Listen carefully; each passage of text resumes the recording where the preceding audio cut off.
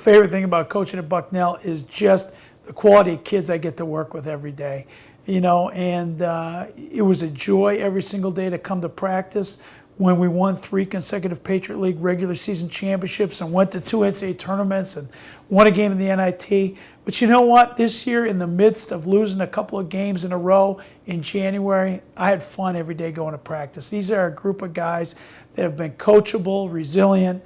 They get what Division I athletics is supposed to be about. They're really scholar athletes in every sense of the word, and I'm just blessed to be able to coach them every day. Favorite thing about coaching at Bucknell, I definitely would have to say the camaraderie between all the coaches. There's absolutely no animosity. Everybody's happy for everyone's successes. Everyone will help or give advice when a coach is struggling. I think my favorite thing to be coaching at Bucknell is just the pride I have as an alumnus, somebody who's, it seems like yesterday when I first attended as a prospect, through going through my years as an undergraduate experience, the positives, the learning experiences that I can hopefully translate to my student athletes, but it gives me unbelievable pride to come back and lead my current student athletes to see how far this program has come, and still the many more roads that we have to go to reach our full potential. And I'm really proud and appreciative of the opportunity I was given by our first coach, Toby Lavecchio, and to work under that staff and have a chance to come back and now lead my own alma mater has been absolutely awesome. I think my favorite thing about Bucknell, and something that I always point out to the recruits, is that it really truly does have this balance between athletics and academics, with academics being first. And we talk a lot about, you know, what are you going to do 4 years later? And the way that we're able to use our sport and everything that we do to talk about how that relates to life itself. We really do mix the two, the athletics and the academics, and how it's going to relate to their life 4 years later.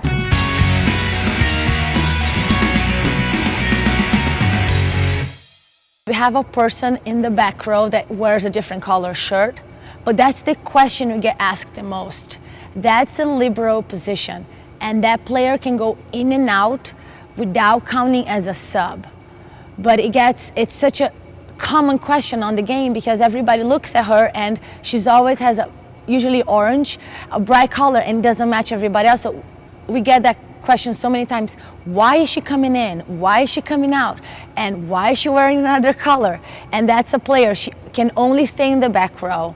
And she goes in and out, usually for the big people, usually for our middles. And she's a defense and a passing specialist. Pretty much everything. I think our sport is like the biggest confusing factor. They changed the rules a couple years ago so that when the whistle blows, that you don't have to stop and take a free hit like in soccer. You stop the ball and then just carry on, which has changed it from, hey, what just happened, to what just happened, oh, I don't care, let's just keep watching. So that's positive. I think the other one is a comparison with water polo. So water polo, you watch it for 5 seconds and you get this appreciation that if you were actually in the water with those guys, that you would drown. Like 5 seconds is all it takes. Out here, if we play well, it looks easy. And it's not as easy as these girls make it look. So I guess that's one thing that people don't realize. The players call their own lines when they're out there.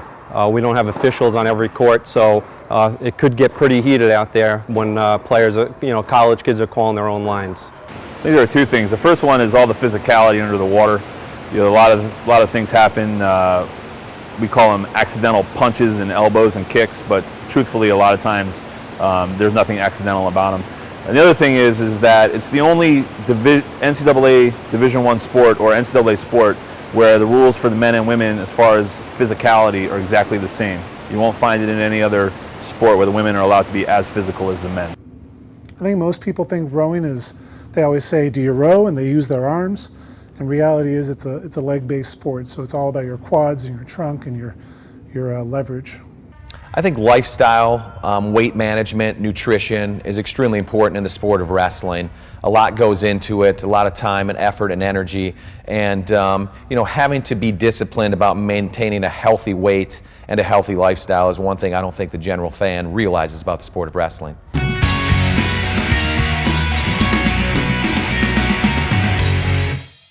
Our team's a lot of fun, so I think I'd have to go with something with enthusiasm. The enthusiasm and energy, we talk a lot with our group. One of the nice things about having a young team this year is I think they were always eager to be there. And This is a long season. It's an incredibly long season. We span over both semesters. This can go 6 months of practice, and there's 100+ practices that go into our season. And I think things can start to become a little repetitive if you don't enjoy the process along the way. So we talk a lot about making sure that we out-energize people and have more enthusiasm. And I think our team this past year has really embraced that and really done a nice job with that. Downhill. That is something that we feel strongly about. It's related to the types of kids we recruit and how we handle them in our weight room and how the weight room transitions onto our field. In all 3 phases, it has bred an air of toughness, a mentality of toughness, offense, defense, and special teams, and we take pride in being a downhill football team. Passionate. I think that would be the word that would describe our team. This year, the years before, hopefully every year going forward, we want our guys to play with unbelievable passion. They're blessed with the opportunity to play Division I basketball at one of the finest schools in the country. Great support. We want them to be appreciative of that. But we want them to really play with unbelievable energy and passion. One of my favorite quotes is from Ralph Waldo Emerson: "Nothing great was ever achieved without enthusiasm." And we really try to stress that every single day. I would describe my team in one word: as fit. My guys really worked hard since the first day I got here to get fit. Obviously in tennis, fitness is the most important thing when you're out there. It gives you the most confidence to be fit for 3 sets. So we've really worked hard, and I think we've obtained the ultimate fitness level at this point.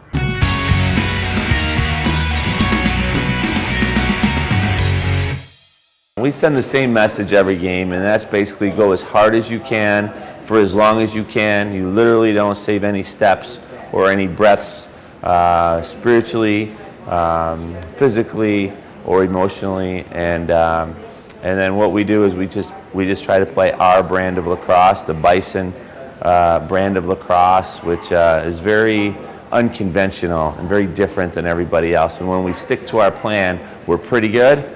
And when we don't, we're not nearly as effective. Well, what I like to tell my team before big meets is the meets never go as assigned. In track and field, there's rankings. Everybody is ranked according to their times and distances. But when you get to the meet, it's a whole different ball game, and it never goes as planned. And the teams that come out on top are the ones that are able to offset some of the errors and recognize that it's a long weekend. They keep going after it. I always tell my team to make sure they understand how privileged they are to be one of the few people in the country that play the game of college football right before the game.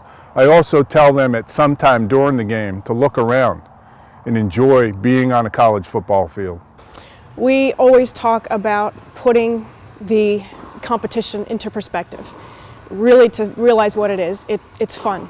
That's what it comes down to. Of course, everybody wants to win.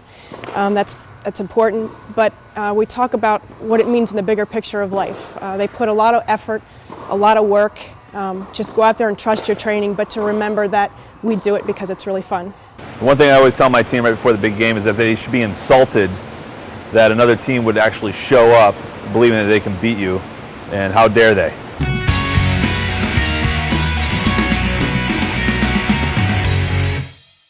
With 60 kids traveling, 65 people traveling, we do a lot of takeout versus going in.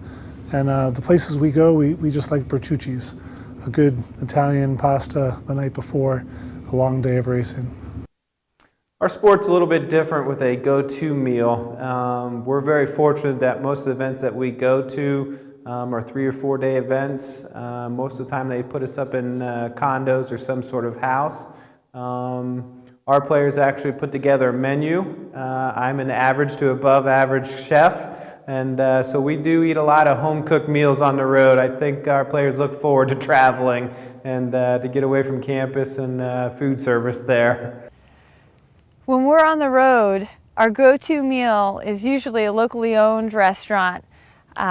We think Lewisburg offers a lot to our opponents when they visit us, and we try to pay back our opponents with this great league and the non-conference opponents that we get to go to. We take women from all over the country, bring them here and recruit them here. And we try to share them the flavor of small towns when we visit our opponents in Bethlehem and up in Hamilton. And we do try to get to places where people really value that we're there and can cook us up something really good. Hands down, favorite team meal, Panera, right? And now that they have one in Lewisburg, I don't think our kids will ever leave it. Or we don't have an excuse to not get it, actually, now. But it's absolutely Panera. I would say one that isn't local, but that they would love to have, although I don't know if we'd have a pregame meal, Chipotle. So Chipotle, Panera, but pregame, definitely Panera. It's definitely a go-to, and they have some amazing pregame meals that we can offer to our team. The baseball team has a long history of hitting up Golden Corral or Old Country Buffet pregame meal. It's been good luck over the years. Actually, there's one in Harrisonburg, Virginia that we've seemed to have gone to about 20, 25 times. Over the years, I've come to realize when we feed our guys well, they don't play well. So what we actually do is we just give them cold cuts, and they make their own sandwiches. And this year, it was something that we laughed about because we only lost one game on the road, and we gave credit to just eating the cold cuts on the road. We know that's not the reason, but we like to joke about it. Post game, the guys have a go-to meal, and anytime we're somewhere where we can get food that's not available in Lewisburg, that's what the guys want. So if we go somewhere on the road and they have Chipotle, the guys know that we're getting Chipotle, and they're pretty excited for the post-game meal. I can't bribe them or anything and say, you're not getting Chipotle unless you win. We're going to get the Chipotle, win or lose. So if there's anybody out there from Chipotle, you can give us a sponsorship. We would gladly take it.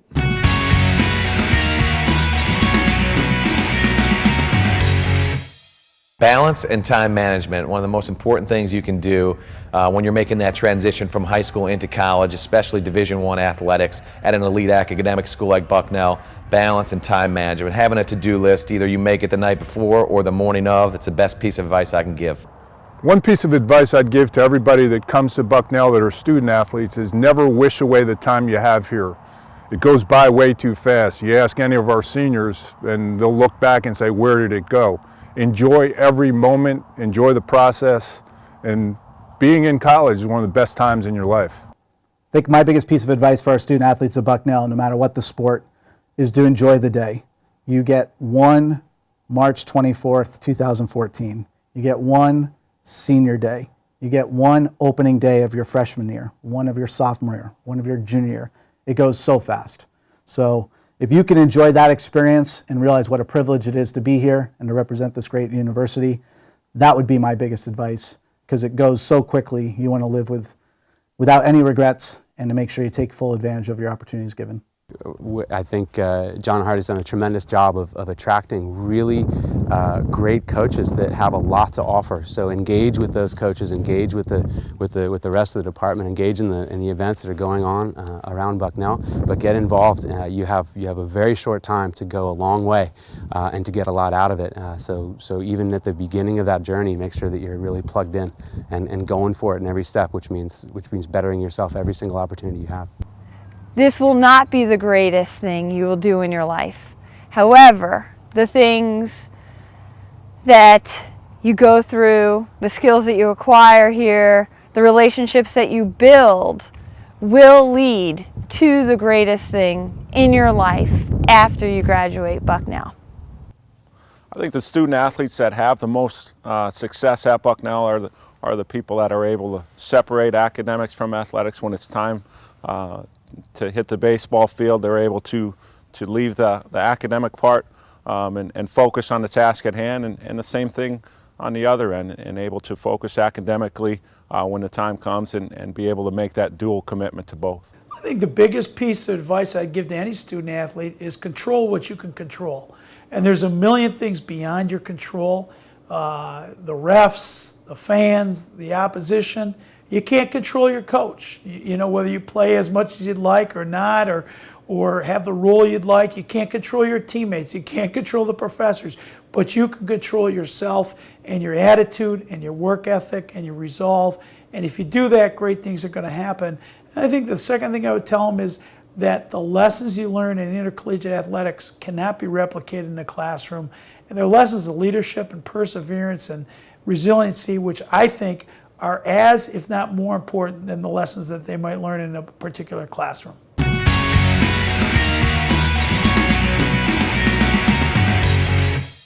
Actually, we've had a lot of memorable games, a lot of memorable events during my 15 years here, but if I had to pick one, it would be a game right here in home stadium. And in 2009, we hosted Lafayette in the Patriot League semifinals, and it was just an electric atmosphere. Guys really played well. We were tied going into overtime, and you just didn't know what was going to happen. And I told the guys going into overtime, I would much rather lose the game trying to go for the win than win the game on penalty kicks. And when we came out of overtime, into overtime, you could tell our team was pretty fired up. And we put Lafayette back on their heels a little bit, and we eventually had a chance. And that season we won a lot of games, 1-0. And sure enough, a ball was played into Connor O'Brien, who ended up being an All-American for us. And Connor put one in the back of the net, golden goal, it ends the game. And what made it memorable were two things. One was Connor and the couple hundred students, they went and celebrated. They jumped over the fence. They went to the monkey cages. And as I went to go shake the Lafayette coach's hand, I looked up into the suite, and it happened to be trustee board meeting that weekend. And you could see all the trustees celebrating in the suite here. And it was just one of those things that we said, okay, what was the picture of what home stadium was going to be like when we came up with the blueprints many years before that. And that was the moment where, as I was walking to shake Coach Bond's hand, I said, this is exactly why we made home stadium. And it was a surreal moment for me. And it's the most memorable of many memorable moments in my career. My most memorable moment was qualifying for Easterns, beating GW here at Bucknell in a triple sudden death overtime game with Brian Baring hitting a shot with no time left on the clock, and Matt Napleton just coming up with huge saves, one on nobody's. I think he had 3 in a row that could have ended the season for us, and we ended up winning Southerns and going on to the finals of the Eastern Championships. There's a few memorable moments that I've had here these past 8 years of our competition. One being this year where we beat Lehigh in a dual meet for the first time in program history. That was exciting for the program and for the kids involved. Second would be, our very first dual meet of our reinstated program where we beat the University of Maryland with all true freshmen in our starting lineup, not knowing what to expect. We went out there and competed very well at 10 weight classes and beat the defending ACC champions in a team that was ranked top 25 in the country. And another memorable moment is the year in 2010 when we came home with 2 NCAA All-Americans in Andy Rendos and Kevin LaValle. We've been fortunate enough to finish first in our league for 7 of the past 8 years, and I'd say the most memorable one is the first one, to come from being the 4th seed to winning, and the outpouring of emotion and support was a really special experience. The most memorable moment is the way our kids worked through going through starting out 1-4 and kept working hard and putting ourselves in a position to win 5 out of our last 6 football games. It's a statement to them sticking with the program and our coaches and how they approached them throughout that trying time, and it wound up being an enjoyable time as the season went on. In my entire coaching career, I've never had a program win 2 championships on the same day. Either the men have won or the women have won, and this goes for cross country, indoor track and field, outdoor track and field for 29 years. But in 2010, here at home in front of hundreds of alumni, we were able to win both the men's and women's Patriot League championship, and that was the first time ever since Army had joined the league on the men's side, and it was one of the biggest celebrations in the city of Lewisburg with our alumni, our team. It was great. Just we had people crying on the infield, crying in the stands, and to this day it's one of my most memorable moments. And we even took a poll of a lot of our seniors last year who were freshmen that year on their most memorable moment, and every one of them said that was their most memorable moment, and they were freshmen. So I'd have to say that particular weekend of May of 2010.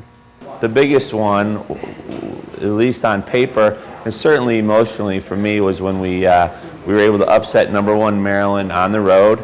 It was the first time an unranked team has ever beaten a #1 team on the road. And then, unfortunately, the next one was probably a loss to Virginia, at Virginia, who then went on to win the national championship. It was an NC2A playoff game. We were winning the entire game. We outshot them a lot to a little, and we just weren't able to finish it off at the end. It was on national TV, and we lost in overtime. But then we also had a huge win against #2 Cornell on the road, where we were down 5-0, and it was just a tremendous comeback and a tremendous victory for our team. And then finally, even our championship game in the Patriot League tournament that sent us to the NC2A tournament, and that was we won by a large margin of goals in that game, so it wasn't a last-second jubilation kind of thing, but it definitely put an exclamation point on a great year, and it was exciting to win the championship. I guess I would say winning the first Patriot League championship, because it was the first time that I was fortunate to be a part of a team that won a Patriot League championship here at Bucknell, beating Lafayette in 2011. That would probably be the most memorable. But the beautiful thing about coaching at Bucknell is every day these kids make every day a memorable experience. We were up at Holy Cross, in control most of the game, came down, we're down 3, and we hit a ridiculous shot at the buzzer to send it into overtime, and then eventually won a big game at Holy Cross this year. And then that Wednesday came here, another tight game with the top team in our league, Navy, ended up going to double overtime, and at the end of regulation, hit a buzzer beater to send it into overtime. At the end of the first overtime, hit another buzzer beater after time had expired to send it into double overtime. And I think what a lot of people don't remember about that week is Shelby Romine had a shot just inside a half court that I thought for sure was going in, and that would have given us another one to actually win that game. Unfortunately rattled out, and then 3 nights later, we're up 1 against Army here at Soika. They come down, score with just a couple seconds left. Shelby Romine gets the inbounds pass and comes down and shoots another circus shot at the buzzer that goes in. So having 4 buzzer beaters in the span of 7 days was pretty incredible, and I think really catapulted us for the rest of the Patriot League season. I think 2 moments stick out for me from this past season. One was our dual meet, or actually it was a quadrangular meet with Lafayette, American, and Navy. And for our men and women to beat Navy was a special day. For the men, it was the first time that Navy men had ever lost a Patriot League competition since coming into the league as a program in 2004. And for the women, it was the first time that the Navy women had lost to a dual meet since I believe 2006. And so those were special moments and special memories that we really came together, and we had a great attitude, and we really performed well as a team. And so that was certainly a memory. My most memorable moment for me here at Bucknell is when we beat Florida State in a regional. Matt Wilson came out and threw a great ball game and shut out the best hitting team in the nation, and certainly was a great moment at the right time, winning a regional game.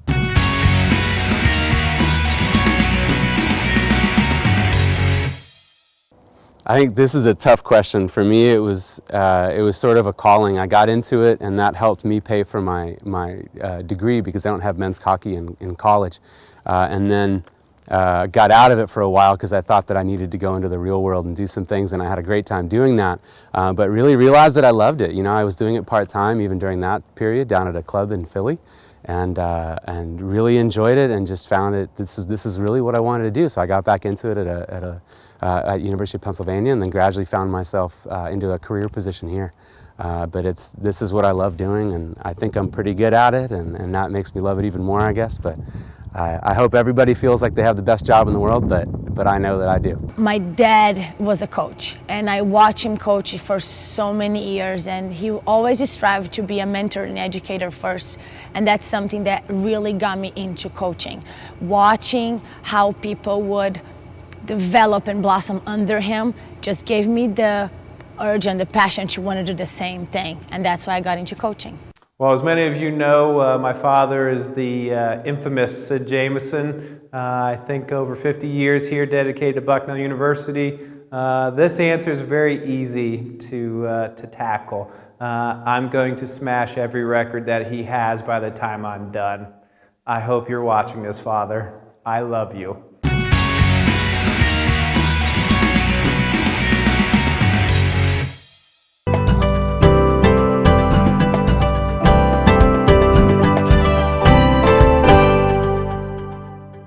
I chose Bucknell based off of a family decision. I mean, me and my family were very close, and we were going through the whole college process, narrowing it down, narrowing the schools down, and Bucknell was definitely one that stuck out to me because, first of all, the campus is beautiful, and I was really close with the coaches. We had a nice little connection, like right from the start. So I received my first letter from them my freshman year, and from then on, I built a nice, strong relationship with all the staff and got to know them. And on my official visit, I met with all the players and just fell in love with the place and all the people surrounding Bucknell.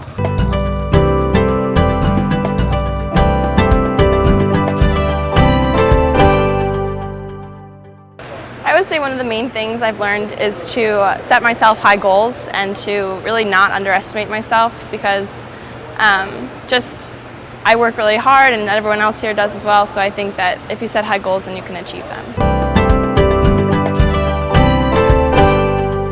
I think one of the main things is to really not be shy. I know coming in first year, you don't want to talk to the older students or to the coaches, but I really think that's an important part.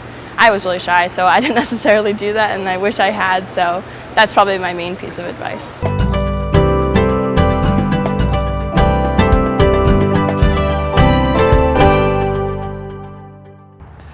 So it's actually very difficult to answer. We had a great season. On the field, we had the second most wins in program history with 13, and off the field we had the highest GPA that our team has ever had at a 3.6.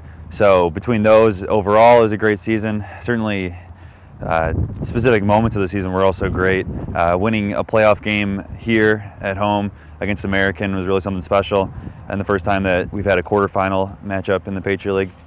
Also winning at Rutgers in an overtime goal by Maiwa Ali, that was something special, and to be able to celebrate that all together.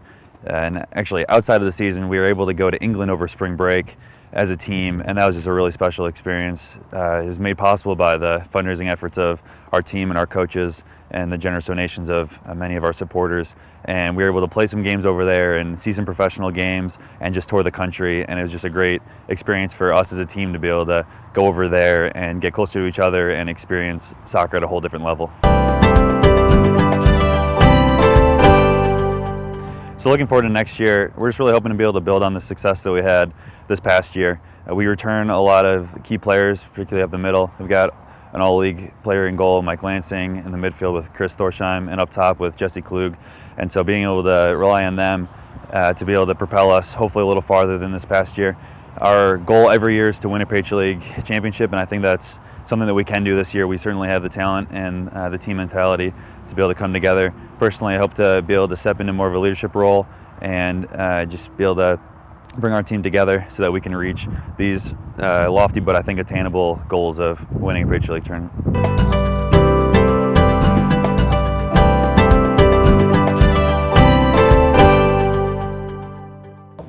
I think had I had to make the decision by myself, it would have been a lot more challenging than it was. In conjunction with my sort of exploring the opportunity of going to university in America, my family actually relocated from Australia to the United States.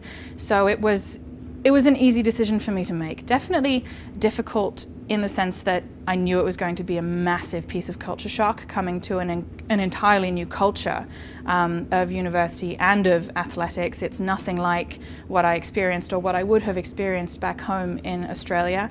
But you know what? I would not change anything. I would not take back my decision. If anything, I would go back to sitting in my living room with my dad and answering his question, would you come with us or would you stay here being Melbourne in Australia? And it was a no-brainer. I mean, they call the US the land of opportunity for a reason. So it was a very easy decision and an incredible learning experience.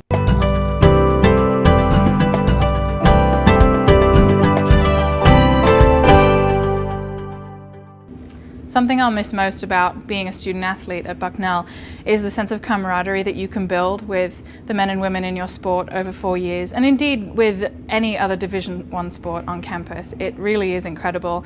And it's a very individual experience, and it's something that is entirely specific to the USA collegiate experience, and that's been incredible for me to learn from and to be privileged enough to, have the opportunity to grow within and be able to interact with men and women who I've spent almost now 4 years of my life with. And I think I'm definitely not alone in my desire to spend 50 more getting to know them and continuing to build on the relationships that you forge while being an athlete. It's very special.